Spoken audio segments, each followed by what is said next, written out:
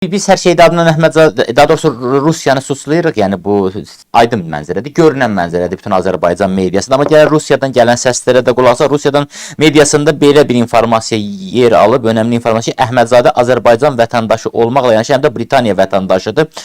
Onu necə əldə etdiyi yalnız ona və Britaniya hakimiyyətinə məlumdur. Yəni bu Rusiya mətbuatında var. İkili vətəndaşlıq, yəni bir şəxsin iki ölkənin vətəndaşı olması, hər iki ölkənin bu statusu rəsmi şəkildə tanınmasıdır. İkili vətəndaşlıq yalnız ölkələr arasında iki tərəfli saziş olanda mümkündür. Azərbaycan Respublikası isə ikili vətəndaşlığı tanımır. Yəqin ki, istintaq bu məsələyə də aydınlıq gətirməlidir ki, bu adam yəni necə Britaniya vətəndaşlığını alıb. Ki o artıq adama pasportuna biraz da etibarlı qatır, mötəbərlik qatır, cinayətləri bir qədər daha üst səviyyə qaldırır. Azərbaycanda çox adamın ikili vətəndaşlığı var. Hamısı da qanunsuz. Həm məsələn Rusiya vətəndaş pasportu daşıyıb, həm Azərbaycan pasportu daşıyan insanlar var. Yəni bunlar necə olur? Bunlar faktiki olaraq Azərbaycan hakimiyyətinin bunlardan xəbəri olmur. Gedirlər qeyri-qanuni özlərini deyək ki, o İngiltərənin, Fransanın, nə bilim, Rusiyanın vətəndaşına çevirirlər. Halbuki bunların hamısı qanunsuzdur. Bunlar qanuni şəkildə həyata keçirilə bilməz, amma bunlar onu bacarırlar. Yaxşı, o halda bizim Azərbaycan dövlətinin ixtiyarı var ki, onun vətəndaşlığını ləğv eləsin. Yəni Azərbaycan vətəndaşlığını ləğv eləsin. Azərbaycan, indi axı gəlib Azərbaycan gərək onu Azərbaycan dövlətinə bildirək ki, mən getmişəm, filan ölkənin vətəndaşı olmuşam, bunu bildirmir. Niyə bildirmir? Çünki buradakı artıq əlaqələrini itirə bilər. Azərbaycana gələ bilməz, Azərbaycanda rahat öz işini görə bilməz. Bu da hesab edir ki, mən Britaniyanın vətəndaşı olum, həm də Azərbaycanın vətəndaşı olum.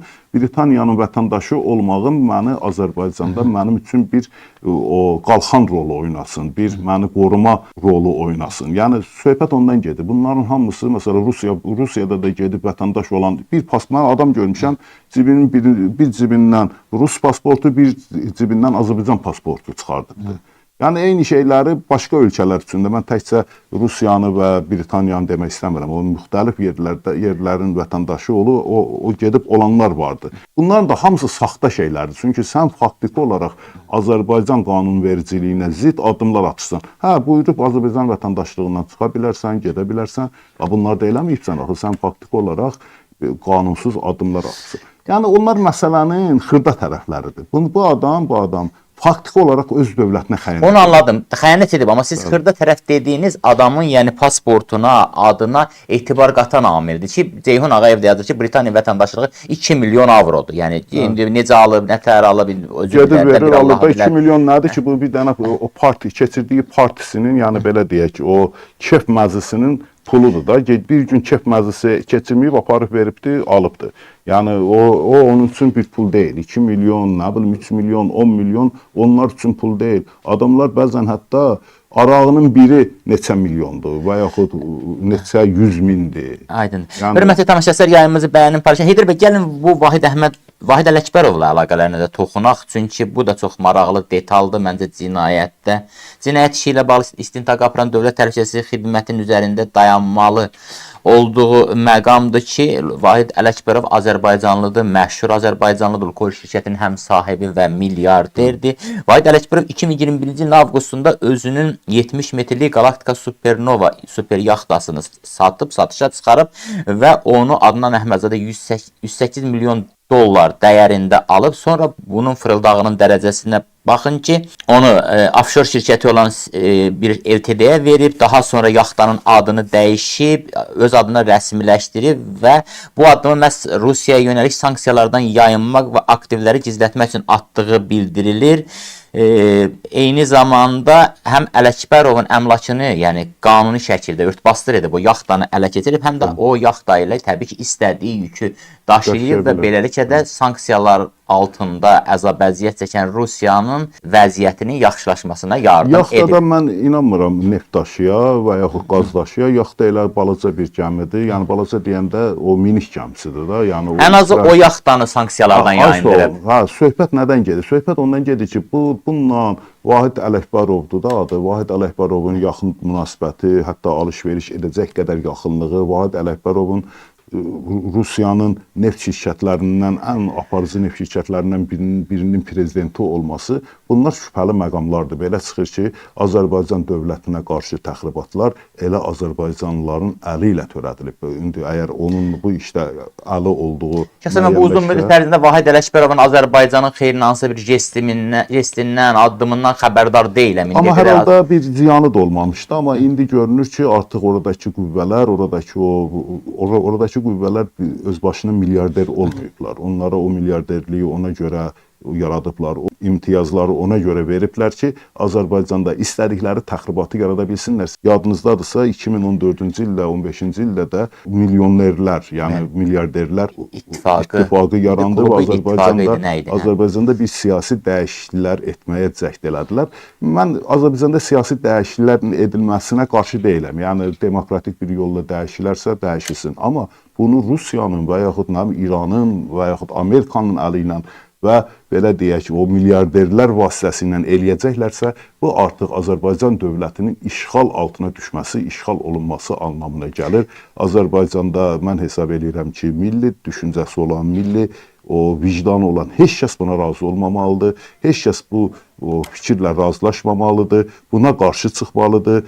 Dəyişikliklər olacaqsa demokratik yolla bu Azərbaycan xalqı vasitəsilə, xalqının iradəsi ilə olmalıdır. Yoxsa Rusiyanın iradəsi ilə, orada saxladığı 3-4 dənə adamın o təzyiqi ilə və yaxud o çalışmaları ilə Azərbaycanda siyasi hakimiyyəti dəyişməyə və yaxud siyasi prosesləri dəyişməyə cəhd eləmək, bu Azərbaycan dövlətinə qarşı xəyanətdir, bu Azərbaycan dövlətinə qarşı vurulmuş ən böyük zərbədir. Mən təəssüf eləyirəm ki, Azərbaycanın böyük iş adamları bu layihələrdə iştirak edirlər. İndi mən bilmirəm o Vahid Əhmədov burada nə qədər... Vahid Ələkbərov, Əhmədovla qarışdırmıyor. Vahid Əhmədov bizim istiqlalçı millət vəkilidir. Çox dəyərli, ziyalıdır. Yəni ona toxunmuyor. Mən də deyəsən çaşdım girişdə, amma yəni Vahid Ələkbərov. Mən də ona görə bayaqdan fikirləşirəm ki, nəsə dilimə düz gəlmir.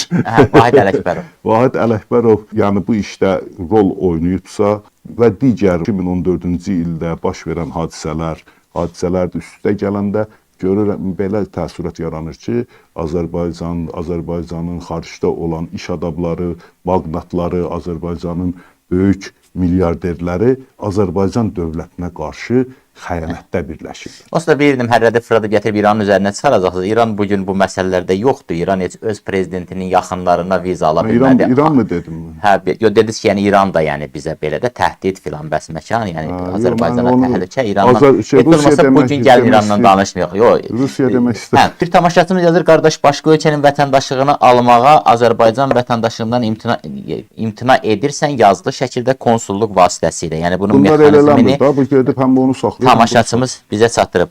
Heydər bəy, Malta mətbuatında da bununla bağlı maraqlı məlumat var və orada yazılır ki, Adnan Əhmədzadə Alkagestanın arxasındakı gizli əl kimi tanınır. 2018-ci ildə yaradılan bu şirkət 42 ölkədə fəaliyyət göstərir. Alkagesta Maltanın ən böyük neft bunkeridir və Maltanın Birzebuqadakı neft terminalında Rusiya neftinin Rusiyanın pirat donanması ilə daşınması üçün istifadə olunur. Həmçinin Liviyadan alınan neftin ticarətində də bu şirkətin adı keçir. Alkagesta hazırda Avropa İttifaqı və Böyük Britaniya səlahiyyətləri tərəfindən saxta sertifikatlarla Rusiya neftinin Avropada satışına görə araşdırılır. Yəni əslində Adnan Əhmədzadə böyük bir məncə beynəlxalq qalmaqalın içindədir. Əlbəttə, təbii. Yəni bu transmilli bir cinayətdir. Zaten Azərbaycan hakimiyyətinə yəqin ki, o məlumatlar ingilislər tərəfindən sızdırılıb, ingilislər tərəfindən verilibdir. Belə deyək ki, bizdə o SOCAR belə görsənir ki, SOCAR əmin əllərdə deyil. Yəni izah edə bilirəm, o SOCAR-da axı bu bir dənə adam, özü o SOCAR-da işləməyən adam bu boyda fəlakəti, bu boyda təxribatı törədə bilirsə, deməli, SOCAR öz vəzifəsini doğru düzgün yerinə yetirmir. Siz bu məsələyə niyə belə yanaşırsınız? Bəlkə o bir cürdə yanaşaq ki, Adnan Əhmədzadəyə verilən kart blanş, etimad limiti, etimad krediti o qədər güclü olub ki, hətta SOCAR prezidentinin başı üzərindən belə bu cür cinayətlərlə məşğul ola bilir. Bütün hallarda o SOCAR-ın ondan xəbəri olmamış ola bilməz. Çünki bu proseslər belə deyək, Sanqaçal terminalı tərəfindən həyata keçirilir. Mütləq orada SOCAR rəhbərliyinin bu işdə bir xəbəri olubdur. Görünür, fikirləşiblər ki, qoy çıxsın. getsin pul gələcək ölkəyə və yaxud nəsə indi və yaxud onlar da şirinlikləşdirilib, onlara da nəsə rüşvətdən zaddan verilibdir ki, buna razılıq veriblər. Başqa bunun açıqlaması yoxdur. Çünki bu bir adamın işi deyil. Bu bir adam bunu törədə bilməz. Burada bir mexanizmdən söhbət gedir. O mexanizmin başında kimlər dayanır? Mən hətta hesab edirəm ki, bəlkə də İqtisadiyyat Nazirliyinə qədər gedib bu iş çıxa bilər. Mən ona görə və yaxud Baş Nazirliyə qədər gedib çıxa bilər. Mən hesab edirəm bu məsələlər ciddi şəkildə araşdırılmalıdır. Yəqin ki, araşdırılacaq da. Yəni bu məsələni DTX-nın aparması o deməkdir ki, burada çox ciddi bir xəyanət izləri görürlər və bu xəyanətin də kollektiv... Həm də Rusiyanın qarışdığı böyük bir çetenin həyata keçirdiyi xəyanət izləri. Belə demək daha doğru olar. Mən Rusiyanı qınamıram. Hər bir dövlət istəyər ki, o öz rəqibi olan dövləti batırsın. Yəni malına şərik olan adamı batırsın. Üstəlik yenə deyirəm, bazarına şərik olan demək daha doğru olar yəni. Faktiki olaraq Azərbaycan onun bazarından keçən bir layihəyə iddia elirdi. O Qazaxıstanla müəyyən əlaqələr yaratmışdı. Qazaxıstan neftini, həm də tək Qazaxıstan neftini yox, Türkmənistan da neftini Azərbaycan boruları vasitəsilə Avropaya daşıyır. Təbii ki, Rusiya bunun qisasını almalıydı. Bunu Azərbaycan dövləti də yəqin ki, gözləyirdi və yaxud gözləməli idi. Amma bu təxribat törədilirsə, bu təxribatı törədənlər kimlərdir? Onun oturub ortaya çıxarılması, orada o Adnanın həbs olması, bu günləri istintaq altında olması əslində bizim xeyrimizədir. Biz o buralara gəlməyə də bilərdi, yoxa da çıxa bilərdi. Elə o məqama da toxunacağam, amma əvvəlcə buyurun. O faktik olaraq bizimkilərin əlindədir. Mən hesab edirəm ki, onu danışdıra, ipin ucunun hardan başlayıb, harda qurtardığını müəyyənləşdirmək olar və inşallah müəyyənləşdirək. Həbsin ilk 3 günü arxada qaldı və siz də vurğuladınız ki, bu istintaqı Dövlət Təhlükəsizlik Xidməti həyata keçirir. Lakin indiyə qədər başqa adların açıqlanmaması, təbii istintaq yəni əmin olmadığı adların üzərində dayanmaz, amma hər halda çox maraqlıdır.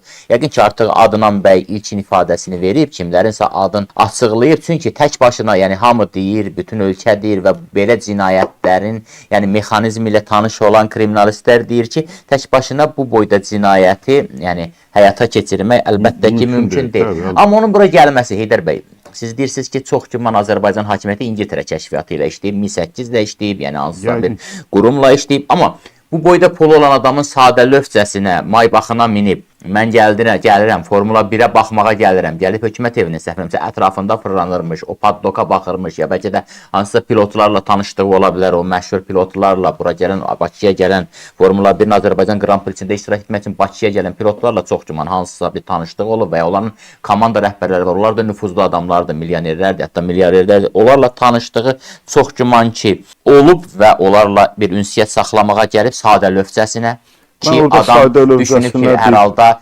Azərbaycan dövləti bu cinayətlərdən xəbərdar deyil. Hansı ki, iyuldan bəri bu serial daha açıq şəkildə üzə çıxıb. Yəni, Rumuniyada o bizim neftin yararsızlığı üzə çıxandan sonra və üstündən 2 ay keçəndən sonra adam gəlir sadə lövcəsinə, əlin cibinə salıb, gəzir, orada fırlanır və Dövlət Təhlükəsizlik Xidmətinin əməkdaşları gəlib salam verirlər, salam əleykum, get.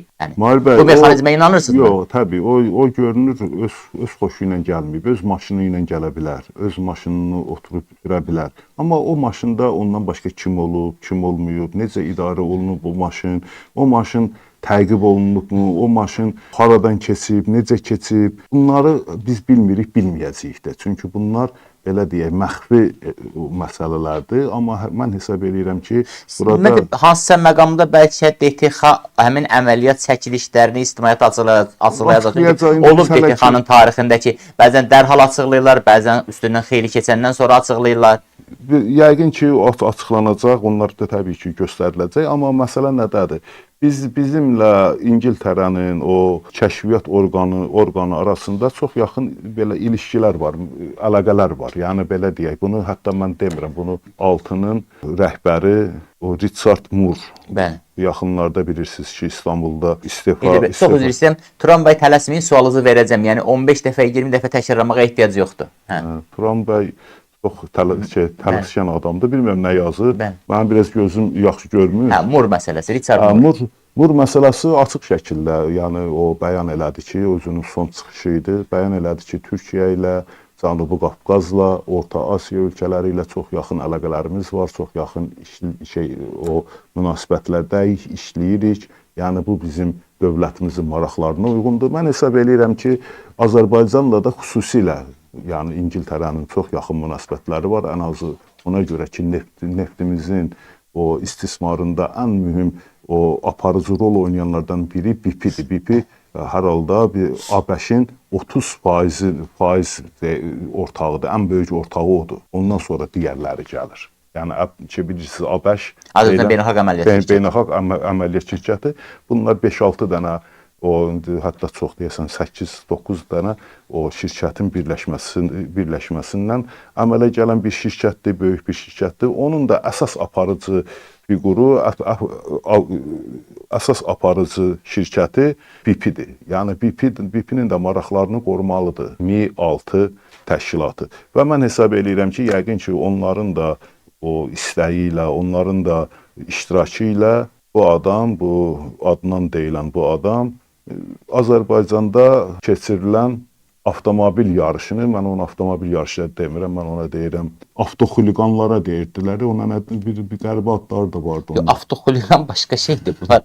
Avtoxuliqan deyil, bunlar rəsmi və icazə əsasında yüksək sürətlə maşın sürən adamlardır. Siz o komandaların büdcələrinə fikir verirsəz, orada yarışan 10 komandanın büdcəsinə, onda məncə onlar haqqında avtoxuliqan ifadəsini işlətməzsiniz. İndi avtoxuliqanlığın təbliğidir o da bilinir. Azərbaycanlılar da prinsipdə sürət həvəskarıdır. Çox təəssüf ki, yəni biz artıq 30 ildən artıqdır müstəqil olsa da biz hələlik nəinki Formula 1-ə, Formula 2 və Formula 3-ə belə pilot çıxarda bilmirik. Bizim gənclərimiz onlardan belə deyək, bir örnək görürlər və başlayırlar o cür sürətlə sürməyə, hətta o maşınların hissələrini dəyişib o cür səs çıxaran quruşitellər zadlar da taxırlar. Nəysə, yəni bunlar... Bu başqa söhbətin mövzusudur. Mən əlbəttə sizin dediyiniz bu söhbətlərlə razılaşmıram. Yəni bir idmandan daha çox, yəni baş çıxaran adam ki, amma buyurun. Amma məsələ nədədir? Məsələ ondadır ki, bu adam bura gəlibsə, təbii ki, həmən yarışı seyr etmək üçün gəlməyib. O yarışı televizorda da oturub daha rahat seyr eləyə bilərdi. Özü də bu boyda həngamənin başında həngamənin olduğunu bildiyi halda, çünki bilir ki, bu oraya gedən kimin yəni həbs olunma ehtimalı var. Amma ola bilər ki, onun hətta İngiltərədə də həbs olunma ehtimalı var. Ona da toxunarıq.